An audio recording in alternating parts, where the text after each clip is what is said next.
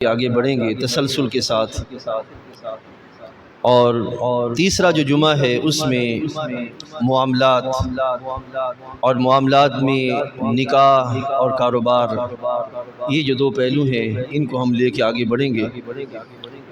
اور آخری جو جمعہ ہے اس جمعہ میں اخلاق اور تصوف کا جو سلسلہ ہے اس کو دوستوں کے سامنے پیش کرنے کا سلسلہ کریں گے، تاکہ زندگی کے جو یہ چاروں شریعت مطہرہ کے جو ماخذ ہیں یہ تسلسل کے ساتھ لوگوں کے درمیان آتے رہیں، اور لوگوں کی دوستوں کی تعلیمات کا جو سلسلہ ہے وہ اس سے ہوتا رہے۔ آج انشاءاللہ العزیز ہم آپ کے سامنے سورۃ البقرہ شریف کی 2 آیات کے تحت اور سورہ آل عمران کی ایک آیہ کریمہ کے تحت گفتگو کرنے کا سلسلہ پیش کریں گے۔ سورۃ الفاتحہ شریف میں اللہ تعالی ارشاد فرماتا ہے، بسم اللہ الرحمن الرحیم، الحمد للہ رب العالمین۔ آج کی ہماری گفتگو ساری کی ساری اللہ تعالیٰ کی اس صفت رب اور اس کے متعلقہ جو پہلو ہیں ان پہ ہوگی۔ صفت رب جو ہے یہ اللہ تعالیٰ کی بڑی صفات میں سے ایک صفت ہے، جو کہ اس ذات اقدس نے اپنی الوہیت یعنی کہ الہ ہونے کی دلیل کے طور پر بیان فرمائی ہے۔ اگر ہم قرآن مجید میں غور کریں تو اللہ تعالیٰ فرماتا ہے، بسم اللہ الرحمن الرحیم، الحمد للہ رب العالمین۔ تمام تعریفیں اللہ تعالیٰ کے لیے جو رب ہے سارے جہانوں کا۔ اب یہاں پہ آپ غور کیجئے کہ اللہ تعالیٰ جل وعلا کے یہاں اس آیہ کریمہ کے اندر 2 نام آ رہے ہیں، ایک ہے اللہ اور ایک ہے رب۔ اللہ تعالیٰ جل وعلا کا ذاتی نام ہے، اور رب یہ اللہ تعالیٰ جل وعلا کا صفاتی نام ہے، اور دونوں اس کے اپنے ہیں، دونوں اس کو کسی نے عطا نہیں کیے۔ جب ہم کہیں گے اللہ، اس سے مراد وہ ذات کہ جس کا ہونا ہر حال میں لازم ہو اور جو لائق عبادت ہو۔ اگر ہم غور کریں تو ہمیں پتہ چلے گا کہ اللہ جب کہا جا رہا ہے کہ وہ ذات کہ جس کا ہونا ہر حال میں لازم ہے اور جو مستحق عبادت ہے، تو وہ ذات صرف ایک ہے اور وہ اس کائنات کی خالق و مالک ہے، وہی معبود برحق ہے، وہی مسجود برحق ہے، اور وہ اللہ تعالیٰ جل وعلا ہے۔ یعنی کہ لفظ اللہ یہ کوئی ایسا لفظ نہیں ہے کہ جس کا کوئی معنی نہ ہو، اس کا معنی واجب الوجود اور مستحق عبادت ہے، یعنی کہ وہ ذات جو کہ جس کا ہر حال میں ہونا لازم اور جو اپنے ہونے میں کسی کے محتاج نہ ہو اور جو لائق عبادت ذات ہو، وہ ذات کون سی ذات ہے؟ اللہ تعالیٰ جل وعلا کی ذات ہے۔ اس لحاظ سے خالق کائنات نے فرمایا الحمدللہ، ساری تعریفیں اللہ تعالیٰ جل وعلا کی۔ اب اگر کوئی بندہ اللہ تعالیٰ جل وعلا کو یا اللہ یہ کہہ کے پکارتا ہے، یا اللہ یا اللہ، تو عزیز دوستو قرآن مجید فرقان حمید کے اندر اللہ تعالیٰ کے اور بھی بہت سے نام ہیں۔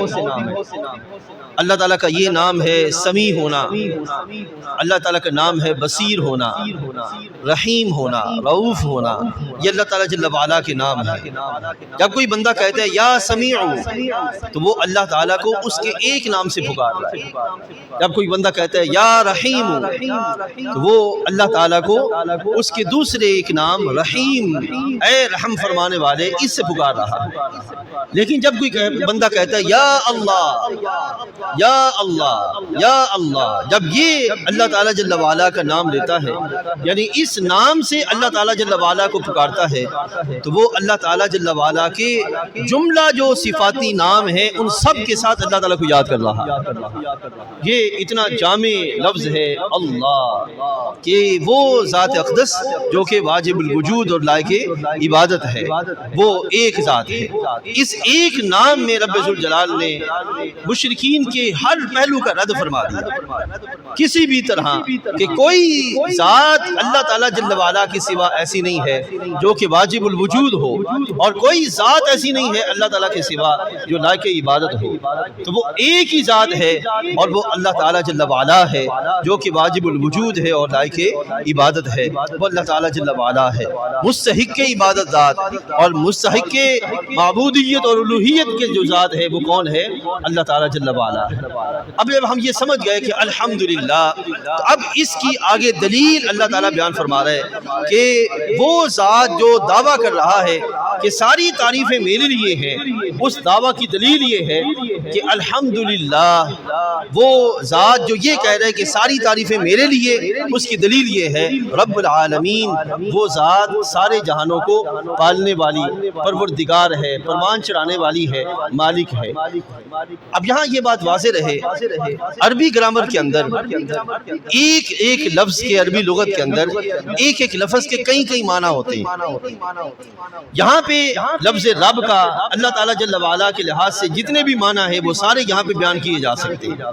ایک معنی یہ ہے پروان چڑھانے والا، تربیت کرنے والا، پروان چڑھانے والا، مالک ہونا. یہ سارے کے سارے اللہ تعالیٰ جل وعلا کی صفت رب کے معنی ہے جو کہ عربی لغت کے اندر جو ہے وہ موجود ہے.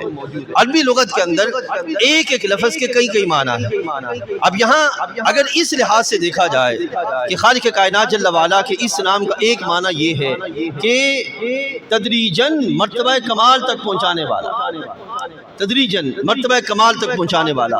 اس کی آپ اگر مثال دیکھنا چاہیں، آپ ایک چھوٹا سا بیج زمین میں لگا دیں اور کچھ اس کی گوڈی کریں، پانی دیں اس کو، اور اس کی حرارت کا صحیح طور پر خیال کریں.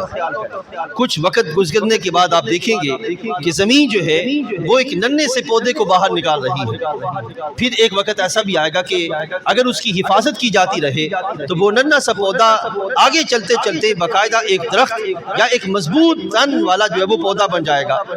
اب یہ مضبوط تناور درخت یا جو پودا بنا ہے، یہ اب اس مقام پہ آن پہنچا کہ یہ پھل دینے کے قابل بھی ہے، پھول دینے کے قابل بھی ہے، یعنی کہ اس پہ پھول بھی لگیں گے اور اس پر جو ہے وہ پھل بھی لگنے کا اہتمام ہوگا. اب ایک چھوٹے سے بیج سے ایک تناور درخت یا تناور پودے کے مقام تک پہنچانے والا یہ ذات کون سی ہے؟ تو یہ جو صفت ہے یہ رب ذوالجلال جل وعلا کی ساتھ ہے کہ وہ ذات ہے کہ جو کہ اس پودے کو یہاں اس مقام سے اس مقام تک لانے والی ہے، اور وہ رب ذوالجلال ہے.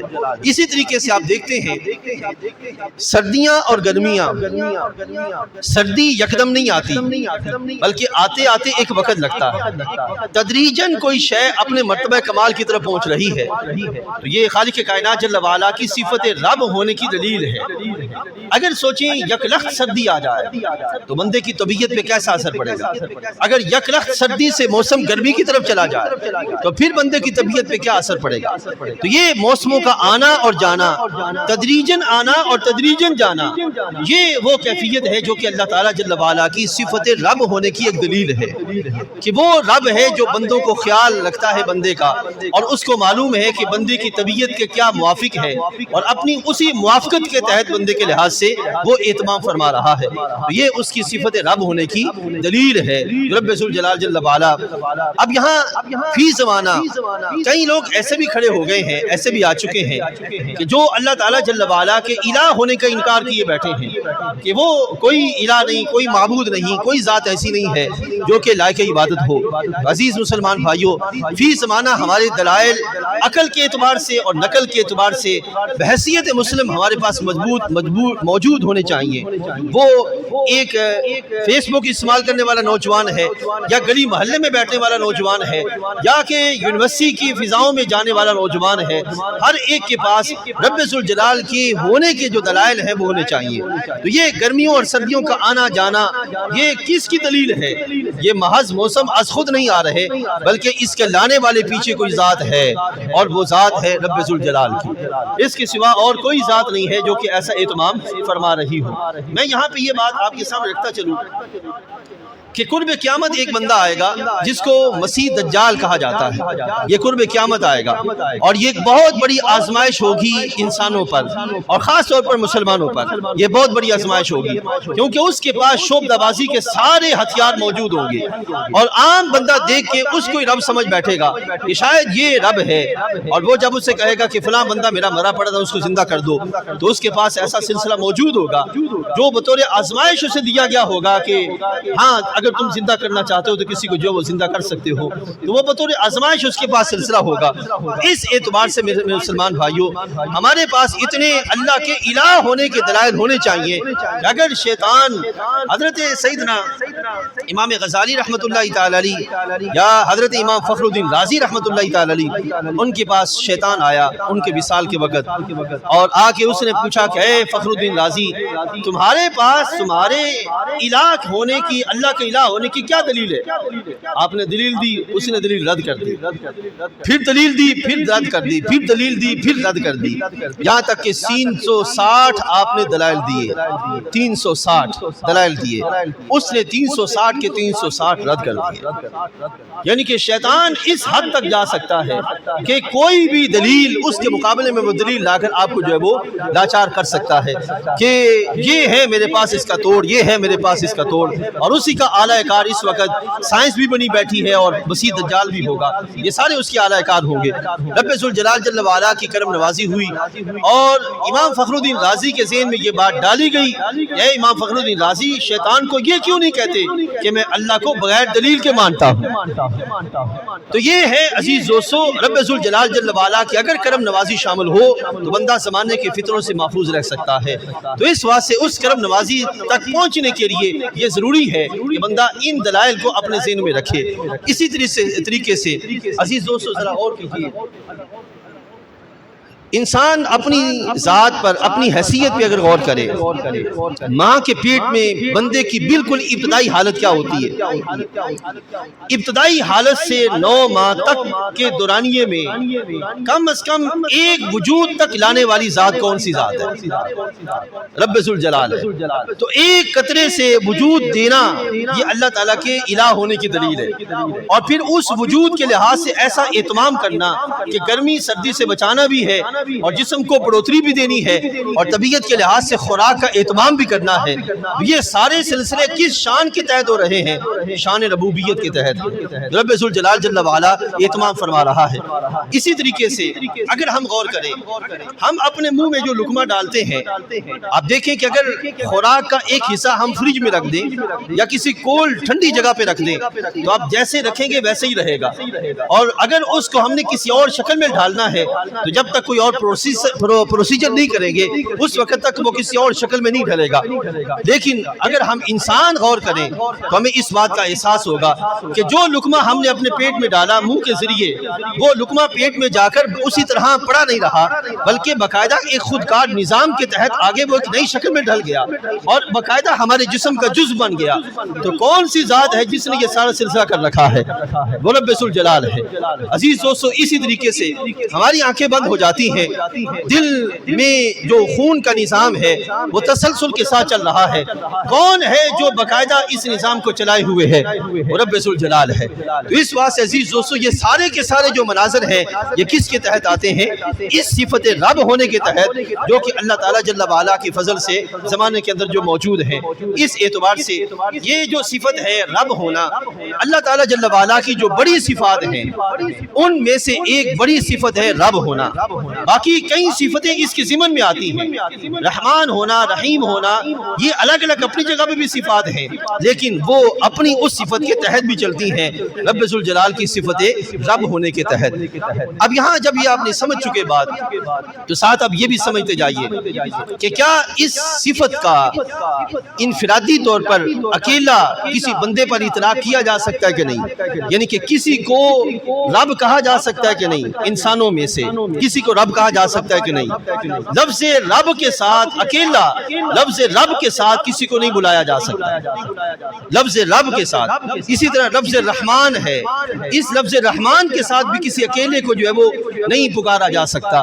رحمان اللہ تعالیٰ جل وعلا کی بڑی صفات میں سے ہے، اور رب بھی اللہ تعالیٰ کی بڑی صفات میں سے ہے۔ اس کو جب بندے پر اطلاق کریں گے، بندے پر بولیں گے، تو اس کے ساتھ کسی لفظ کا اضافہ ضرور کیا جائے گا، جیسے مثلا یہ کہا جائے گا رب البیت۔ اب یہاں اس کا معنی یہ ہوگا کہ اس گھر کا مالک، رب الدار، رب الغلام، غلام کا مالک، ٹھیک ہے؟ تو یہ ہے اس معنی کے لحاظ سے جو کہ رب ذوالجلال جل وعلا کی صفت کے لحاظ سے جس کا جو ہے وہ بیان کیا جا سکتا ہے۔ اب یہاں رب ذوالجلال جل وعلا کی اس صفت رب کا اگر ہم نے مشاہدہ کرنا ہو تو قرآن مجید فرقان حمید کے اندر اللہ تعالیٰ نے ہمیں دعا سکھائی، اور دعا یہ ہے، رب تعالیٰ فرماتا ہے بسم اللہ الرحمن الرحیم قل رب ارحمہما کما ربیانی صغیرا۔ کوشش کریں اپنی ہر نماز کی دعا میں اس دعا کو شامل کریں، رب ارحمہما کما ربیانی صغیرا۔ اور یہ دعا کس کے لیے ہے؟ والدین کے لیے۔ اب سوچئے ایک لمحے کے لیے، خاص طور پر جو نوجوان ہیں ان کو عرض کروں گا کہ کون سا ایسا جذبہ ہے، کون سا ایسا فطری معاملہ ہے جس کے سبب ماں اپنی بچے کے لحاظ سے ساری مشقتیں برداشت کرتی ہے اور اس کو سوکے پہ سلا کر خود جو ہے وہ کیلے پر سونا برداشت کرتی ہے؟ وہ کون سا جذبہ ہے؟ تو کون سی ذات ہے جو اس جذبے کو اس ماں کے دل میں ڈالے ہوئے ہے؟ اسی طریقے سے کھانا کھا کر اپنے بچے کو، اب آج کے اس دور کے اندر جو جدید مائیں ہیں انہوں نے تو بچوں کو دودھ پلانے کا سلسلہ ترک کر ڈالا کہ دودھ پلائیں گے تو ہمیں یہ اثر پڑے گا، یہ اثر پڑے گا، یہ اثر پڑے گا۔ جو مائیں ہماری تھیں جنہوں نے ہمیں دودھ پلایا، اپنی شفقتوں کا ایک جام اللہ نے ہمیں عطا فرمایا، تو وہ سلسلہ اگر ہم غور کریں تو جو ذات اتنی قربانیاں دے رہی ہے، سوچئے تو صحیح کہ یہ قربانیاں کس جذبے کے تحت دے رہی ہے۔ اور رب ذوالجلال کا ارشاد ہے کہ میں تو اپنے بندوں سے 70 ماؤں سے زیادہ پیار کرتا ہوں۔ ایک ماں اگر اپنے بچے کے لحاظ سے اتنا اہتمام کرتی ہے، اتنا جو وہ بچے کے لحاظ سے اتنا اہتمام کرتی ہے کہ سونے کے لحاظ سے، خوراک کے لحاظ سے، آرام کے لحاظ سے، سکون کے اعتبار سے، اس کی تربیت کے اعتبار سے، پروان چڑھانے کے اعتبار سے یہ سارے سلسلے ہو رہے ہیں، تو کوئی ایک جذبہ ہے، تو وہ جذبہ کس نے ڈالا ہے؟ رب ذوالجلال۔ اسی طریقے سے عزیز دوستو، صرف ماں ہی نہیں، باپ بھی اللہ تعالیٰ کی شان ربوبیت کا مظہر ہے۔ اور وہ کس طرح؟ کس نے باپ کے دل میں یہ بات ڈالی کہ سارا دن کی دھوپ کو، مشقت کو برداشت کرو تاکہ تم اپنے بچوں کو خوراک دے سکو؟ کس نے یہ جذبہ ڈالا؟ یہ جذبہ جو ڈالنے والی ذات ہے یہ رب ذوالجلال ہے۔ عزیز دوستو، یہ وہ جذبے ہیں۔ اب اس کو دنیا کے لحاظ سے میں اگر آپ کو سمجھاؤں، اگر زمانے میں سورج کی دھوپ کی تیزی نہ ہوتی تو کیا زمانے میں فصلیں پک سکتی تھی؟ فصلوں کا پکنا یہ سورج کی دھوپ کی تیزی کے سبب ہے۔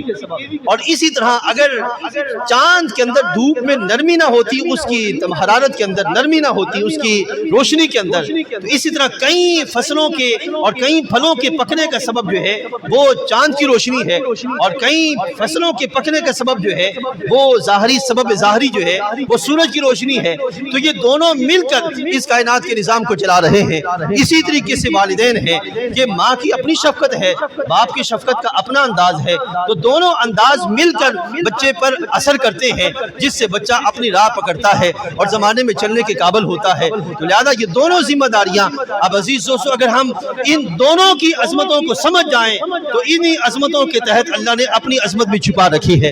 اگر تمہیں والدین کی عظمت کی سمجھ آ جائے گی تو پھر میری عظمت بھی تمہیں سمجھ آ جائے گی۔ اس واسطے بیان فرمایا رب ارحمہما کما ربیانی صغیرا۔ اور آپ یہ سن کے حیران ہوں گے، قرآن مجید فرقان حمید کے اندر اپنے حق کے بعد جس ذات اقدس کا یا جس ذات کا رب نے سب سے زیادہ حق بیان فرمایا ہے اپنے بعد، یعنی کہ اللہ کا حق کیا ہے؟ اس کا شریک نہ ٹھہرایا جائے، اس کے مقابلے میں کسی کو لائق عبادت نہ مانا جائے، یہ اللہ کا حق ہے۔ اور اس کائنات کے اندر رب ذوالجلال نے اپنے حق کے ساتھ جس کے حق کو بیان فرمایا وہ کون ہے؟ وہ والدین ہیں۔ جہاں یہ بیان فرمایا کہ ان کے ساتھ احسان کرنا ہے، وہیں پہ یہ بیان فرمایا رب اغفر وارحمہما کما ربیانی صغیرا۔ ہمیشہ تم نے ان کے لیے دعاؤں کا اہتمام کرنا ہے، دنیا میں ہو تو ان کے ساتھ احسان کا اہتمام کرنا ہے۔ ہے، اور دنیا سے اگر چلے جائیں تو پھر ان کے لیے دعاؤں کا اہتمام کرنا ہے، تاکہ دنیا کے بعد بھی ان کی خدمتوں کے سلسلے تمہاری دعاؤں کی صورت میں ہوتے رہے۔ یہ کیفیت ہے جو خالق کائنات جل وعلا نے صفت رب کے لحاظ سے بیان فرمائی۔ عزیز دوستو، اس صفت رب کا ایک معنی ہے مالک ہونا۔ ایک معنی کیا ہے؟ مالک ہونا۔ اب کیا اللہ کے مقابلے میں کسی کو رب بنایا جا سکتا ہے؟ اب یہ ایک بڑا اہم سوال ہے، کیا اللہ کے مقابلے میں کسی کو رب بنایا جا سکتا ہے؟ آپ کے ذہن میں فوراً خیال آئے گا کہ نہیں۔ یہ ہمارا ایمان تقاضا کر رہا ہے کہ ہم اس خیال کو اس طرح کہیں کہ ہاں، اللہ کے مقابلے میں کسی کو رب بنایا نہیں جا سکتا۔ لیکن قرآن مجید سے پوچھتے ہیں کہ کیا ایسا دنیا میں لوگ کرتے بھی ہیں کہ نہیں ہے؟ ابھی پچھلے دنوں ملک پاکستان کے اندر جو معاملہ ہوا، پاکستان کے گلگت سے لے کر پاکستان کے کراچی تک جو آگ اور خون کی ہولی کھیلی گئی، یہ چیز کس سوچ کے تحت تھی؟ اب وہ ذرا سمجھیے گا، وہ آپ کے سامنے بیان کرنے جا رہا ہوں۔ قرآن مجید فرقان حمید کے اندر رب ذوالجلال جل وعلا ارشاد فرماتا ہے، قل یا اہل الکتاب تعالوا الی کلمۃ سواء بیننا وبینکم الا نعبد الا اللہ۔ اہل کتاب کو جب ایک نقطے پر لانا تھا تو اس وقت یہ آیہ کریمہ نازل ہوئی، اور آیہ کریمہ کیا ہے؟ قل یا اہل الکتاب، اے حبیب علیہ السلام آپ کتابیوں کو فرمائیں، اے اہل کتاب تعالوا الی کلمۃ، لوٹ آؤ ایک کلمہ کی طرف، سواء بیننا وبینکم، جو تمہارے اور ہمارے درمیان مشترک ہے، اور وہ کیا ہے؟ اللہ نعبد الا اللہ، اللہ کے سوا کسی کو لائق عبادت نہیں سمجھا جائے گا، اللہ کے سوا کوئی لائق عبادت نہیں ہے، ولا نشرک بہ شیئا، اور اللہ کے ساتھ کسی کو شریک نہیں ٹھہرایا جائے گا، ہم شریک نہیں ٹھہرائیں گے۔ یہ دو چیزیں ہو گئی۔ اب تیسری جو چیز ہے، ولا یتخذ بعضنا بعضا اربابا من دون اللہ، اور ہم آپس میں ایک دوسرے کو اللہ کے سوا کسی کا رب نہیں بنائیں گے۔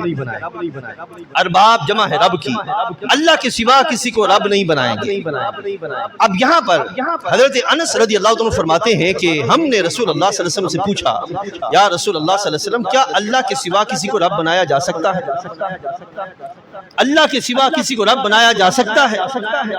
میں یہاں پہ رک کے عرض کرتا ہوں، جتنے بھی ہمارے مسلمان بھائی خاص طور پر جو روٹین میں تشریف لانے والے ہیں ان کو، اور جو نئے تشریف لانے والے ہیں ان کو بھی دعوت فکر دوں گا کہ آپ کو یاد ہوگا کہ ایک جمعہ شریف پہلے یا دو جمعہ شریف پہلے میں نے یہ اعلان کیا تھا، عرض کیا تھا کہ خدا را اپنی حیثیت کو سمجھے کہ ہماری حیثیت کیا ہے۔ ہم پہلے مسلمان ہیں، پھر پاکستانی ہیں، اس کے بعد ہمارا تیسرا درجہ آتا ہے کہ ہم کیا ہیں۔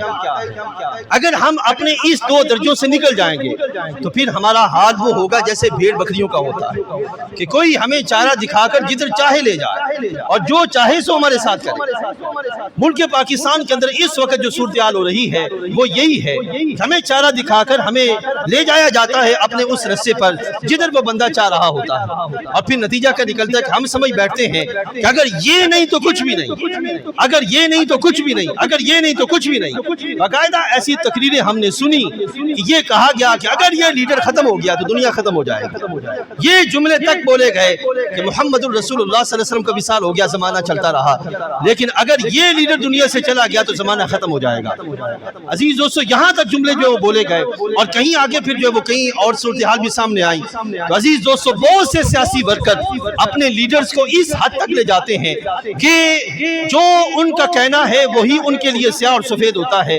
وہ نہیں جانتے، وہ نہیں سمجھتے کہ میرے لیے بہتر کیا ہے اور بہتر کیا نہیں ہے، حلال کیا ہے، حرام کیا ہے، بھلے اپنے لیڈر کی باتیں شریعت مطالعہ کے متصادم ہی کیوں نہ ہو، وہ فوراً سے پہلے قبول کرتے ہیں اور پھر انہی پر جو ہے وہ آنکھیں بند کر کے چلنے کا اہتمام کرتے ہیں۔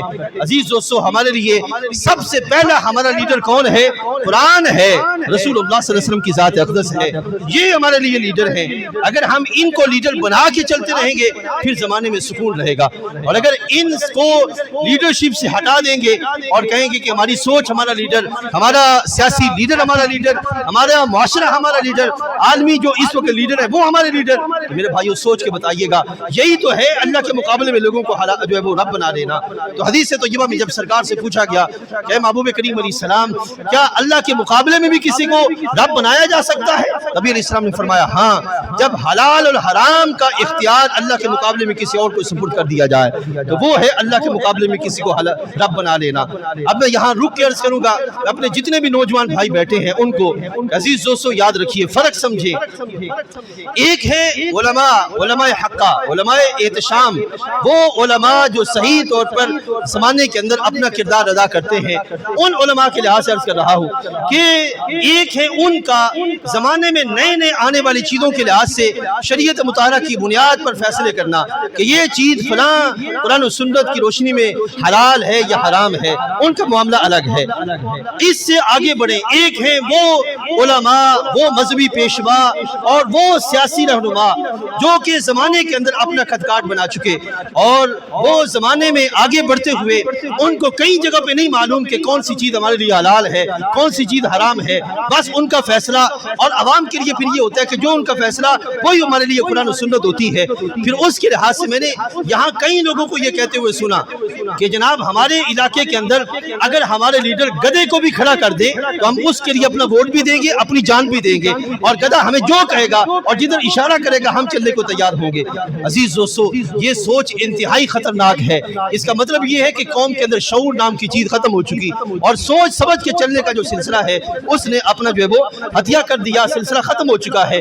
مجھے ذرا سوچ کے بتائیے، میں حدیث طیبہ چند ایک آپ کے سامنے رکھنے جا رہا ہوں کہ سوات سے لے کر سوات کے اس انٹرچینج کا جس کو جلایا گیا غالباً سوات کے اندر یا گلگت کے اندر، وہاں سے لے کر کراچی تک پاکستان کے لاہور میں اور دوسرے تمام شہروں کے لحاظ سے جہاں جہاں آگ لگی زبان سے یا مادی طور پر، اس کا نقصان کس کو ہوا؟ کس کو نقصان ہوا؟ میں پوچھنا چاہتا ہوں یہ املاک کس کی ہیں؟ یہ ملک کس کا ہے؟ کون ہے جو ہمیں اس آگ میں دھوس رہا ہے؟ کیا ہمیں شعور نہیں ہے؟ کوئی بھی سیاسی ورکر اگر کسی دور میں بھی کسی نے ایسا کیا تو اس نے غلط کیا۔ حدیث تو یہ سنیے ہمارے آقا صلی اللہ علیہ وسلم نے پہلے کیا فرمایا۔ آج کے دور میں ایک ہوس ہے اقتدار کی، ہوس ہے اقتدار کی۔ عزیز دوستو جتنے بھی آپ یہاں بیٹھے ہیں جن کو شعور ہے ان کو عرض کرتا ہوں، ساری سیاسی پارٹیاں پاکستان کے اگر اس وقت مل جائیں تو موجودہ نظام کے ہوتے ہوئے کبھی بھی بلکہ 100 سال بھی سیاست کرتی رہیں تو پاکستان کو اس گند سے نہیں نکال سکتے۔ اگر کوئی کہتا ہے کہ نکال سکتے ہیں تو مجھے دکھا دیں۔ آج تک تو کہیں بھی ایسا نہیں ہو سکا، 75 سال ہو گئے ہیں۔ اور دوسرا، جب تک پاکستان کے اندر جو اسٹیبلشمنٹ ہے اس سے جان نہیں چھڑائی جائے گی، جو گلے کا توق بنا ہوا پاکستان کے، اس وقت تک کبھی بھی ہم سکون میں نہیں رہ سکتے۔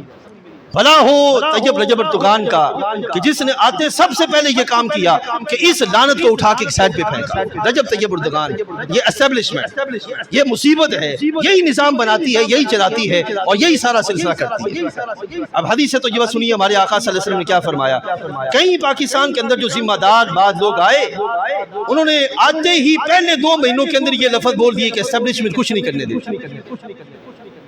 حقیقت کو دیکھنے کے لیے آنکھیں چاہیے اور زمانے پہ چلنے کے لیے شعور چاہیے۔ یہ دونوں چیزیں ہم نے جب اٹھا کر ردی کی ٹوکری میں پھینک ڈالی۔ ہمارے آقا صلی اللہ علیہ وسلم نے باقاعدہ ارشاد فرمایا، سرکار دو عالم صلی اللہ علیہ وسلم ارشاد فرماتے ہیں کہ جس نے اقتدار مانگا، لائق نہیں ہے لیکن اقتدار مانگا، نبی علیہ السلام نے فرمایا کہ اقتدار اس کو اس اقتدار کے سپرد کر دیا جائے گا۔ اس کی اب ہلکی سی میں مثال آپ کو دیتا ہوں، جو روٹین میں تشریف لانے والے احباب ہیں وہ جانتے ہوں گے۔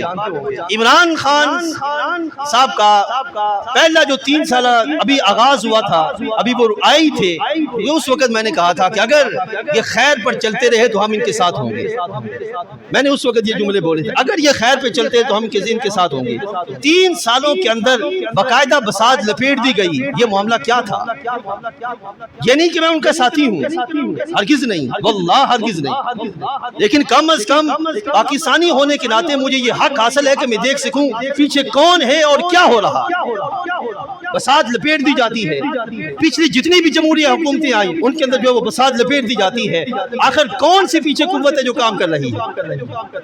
ہرگز میں اس حق میں نہیں ہوں کہ پاکستان کے آئینی اور جمہوری معاملات کے اندر فوج کو مداخلت کرنے کی اجازت دی جائے، ہرگز میں اس حق میں نہیں ہوں۔ لیکن سوال یہ پیدا ہوتا ہے کہ ہمارے حکمران باقاعدہ فوج کے ہاتھوں کھیلتے کھیلتے اس مقام پہ پہنچتے ہیں۔ لفظ بولوں تو آپ برا نہ منائیے گا، فوج کے ہاتھوں کانے ہو چکے ہوتے ہیں۔ فوج انہیں کھلاتی ہے، پلاتی ہے، پروان چڑھاتی ہے، اور یہ دونوں ایک دوسرے کے مقاصد کے لیے چلتے ہیں انتہائی معذرت کے ساتھ۔ ہم سمجھتے ہیں کہ بہت عظیم لیڈر ہے، ہمیں نہیں معلوم کہ اس کے پیچھے کون کام کر رہا ہے۔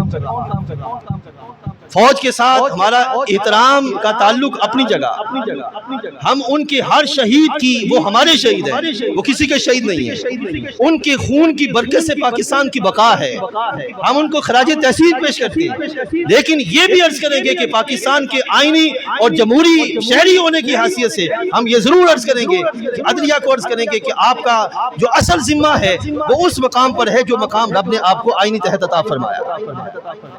اور پھر دوسرا، پاکستان کے اندر عدالتیں، افسوس کے ساتھ کل میں بیٹھا ٹی وی پر یہ دیکھ رہا تھا کہ آج کے دن اعلان کیا جاتا ہے، اگلے دن یہ کہہ دیا جاتا ہے ہم فیصلہ واپس لیتے ہیں۔ سوال یہ پیدا ہوتا ہے کہ کس حال پر فیصلہ کیا گیا اور کیوں فیصلہ واپس لیا جا رہا ہے؟ کیا یہ پاکستان کے ساتھ کھلواڑ نہیں ہے؟ ایک ہی دن میں ہر طرف آگ لگا دی جاتی ہے، کیا یہ کھلواڑ نہیں ہے؟ کسی کو شعور ہی نہیں ہے کیا ہو رہا ہے، کون کیا کر رہا ہے، عدالتوں کے پیچھے کون کام کر رہا ہے، کس نے عدالتوں کو اتنی جرت دے رکھی ہے؟ اور پھر پاکستان کی انتظامیہ، ہم ان سے پوچھنا چاہتے ہیں کہ جب تمہیں پتا تھا کہ اتنا شدید ریاکشن آنا ہے تو جب پہلی باقاعدہ طور پر تم نے لیڈر کو پکڑنا تھا تو لیڈروں کے ماتحت جتنے بھی چیلے تھے سب کو پہلے پکڑا اور بعد میں تم نے لیڈروں کو پکڑنے کا اہتمام کیا۔ اب ایسا کیوں نہیں کیا گیا؟ عمران خان کو پکڑا، باقی سارے لیڈر پیچھے کھلے چھوڑ دیے اور وہ پاکستان کے اندر جہاں جہاں جو چاہتے رہے کرواتے رہے۔ کیا ایسا ہوا نہیں ہے؟ کیا ہو رہا ہے پاکستان کے اندر؟ کیا ہم آئینی طور پر حق نہیں رکھتے کہ پاکستان کے اعلیٰ اقتدار پر بیٹھے لوگوں سے پوچھیں؟ اور یقین جانیے افسوس کے ساتھ یہ کہنا پڑتا ہے کہ یہ دیکھنے کو مل رہا تھا کہ پاکستان کی ریاست میں ریاست قائم ہے، کسی جگہ پر ریاست کی کوئی ریٹ نہیں ہے، ایسا لگ رہا ہے جیسے کنٹرول پروگرام ہے پاکستان کے اندر۔ افسوس یہ کہنا پڑتا ہے کہ پاکستان کے اس وقت باقاعدہ وزیر اعظم کدھر ہیں؟ وہ کیا کر رہے ہیں؟ ان کا نظام کدھر ہے؟ وزیر داخلہ اس وقت کیا کر رہے ہیں؟ ان کے پیچھے کون کام کر رہا ہے؟ میں ساتھ ہی آخر میں عرض کروں گا انتہائی معذرت کے ساتھ، یہ وہ چیزیں ہیں جو کہ ہماری سوسائٹی میں ہوئیں اور وہ میں نے آپ کے سامنے رکھی۔ اب آخر میں حدیث طیبہ سنیے، ہمارے آقا صلی اللہ علیہ وسلم نے ارشاد فرمایا یہ جو بے جا تعلق داری اور بے جا حمایت ہے کہ ہمارے لیڈر نے جو کچھ بھی کہہ دیا بس ٹھیک ہے، وہ ہمارا لیڈر ہے۔ نبی علیہ السلام نے اس بات سے منع فرمایا۔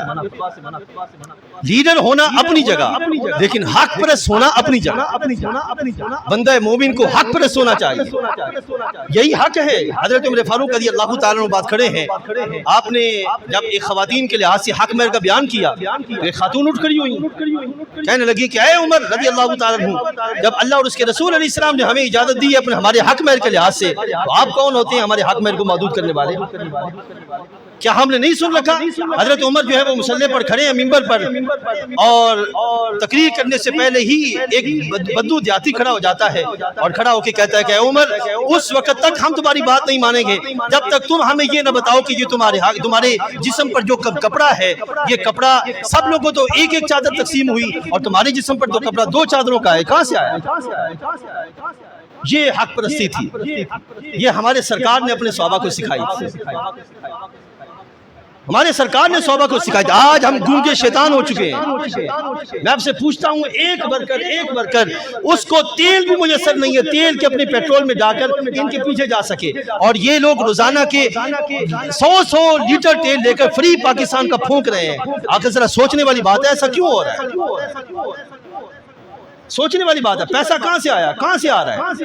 روزانہ کی بنیاد پر تیل زیادہ، ہمارے بل زیادہ، دوسرے سارے معاملات زیادہ، یہ پیسہ کہاں جا رہا ہے؟ ہمارے آقا صلی اللہ علیہ وسلم کا جو فرمان ہے وہ سنیے، بس بات کو ختم کیے دیتا ہوں۔ نبی علیہ السلام نے فرمایا لیس منا من دعا الی العصبیہ، لیس منا من دعا، آپ نے وہ حدیث طیبہ تو سنی ہوگی، سرکار نے فرمایا جو ملاوٹ کرے وہ ہم میں سے نہیں، وہ تو آپ نے سنی ہوگی، اب یہ بھی حدیث طیبہ سنیے، سرکار نے فرمایا جو لوگوں کو عصبیت کی دعوت دے وہ ہم میں سے نہیں۔ عصبیت کا کیا مطلب ہے؟ میں ہوں اور میرے سوا کوئی بھی نہیں، یہ عصبیت، تعصب یہ ہے، اور یہی دور جاہلیت کی علامت ہے۔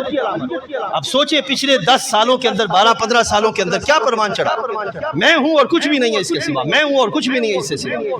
اسلام کسی بھی مقام پر تعصب کی اجازت نہیں دیتا۔ تو سرکار نے فرمایا جو لیس منا من دعا، جو لوگوں کو تعصب کی طرف دعوت دے وہ ہم میں سے نہیں ہے، جو لوگوں کو تعصب میں لڑوائے وہ ہم میں سے نہیں ہے، جو تعصب دل میں لے کے مر جائے وہ ہم میں سے نہیں ہے۔ ذرا سوچ کے بتائیے آج کے اس دور میں یہ تینوں چیزیں ہمارے اندر نہیں ہیں، تینوں چیزیں ہو رہی ہیں، وہ سیاسی ورکر ہوں یا مذہبی ورکر ہوں، اکثر جگہوں پہ یہ تینوں چیزیں پائی جا رہی ہیں۔ خدا را میرے مسلمان بھائیوں اپنی آنکھیں کھول کے جیئیں، ہم پہلے پاکستانی ہیں، مسلمان ہونے کے بعد پہلے کیا ہے؟ پہلے کیا ہے؟ سب بولیں پہلے کیا ہے؟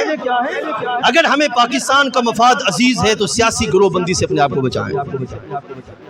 اگر پاکستان کا مفاد عزیز ہے تو سیاسی مفادات، اگر قومی مفاد عزیز ہے تو سیاسی مفادات سے اپنے آپ کو بچائیں۔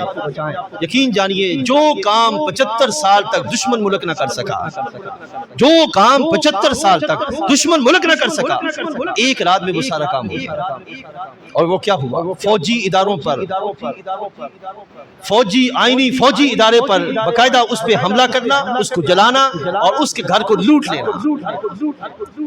مجھے ذرا سوچ کے بتائیے کیا انسانیت کدھر گئی؟ ایاک نعبد و ایاک نستعین کلمہ آیہ کریمہ پڑھ کے اور نیچے تباہی کی دعوت دینا، کیا یہ بربادی نہیں ہے؟ اس واسطے عزیز دوستو آنکھیں کھولیں، اپنا شعور بیدار کریں، قرآن و سنت کو اپنا امام بنائیں، زمانے میں اللہ عزت عطا فرمائے گا۔ وآخر دعوانا الحمدللہ۔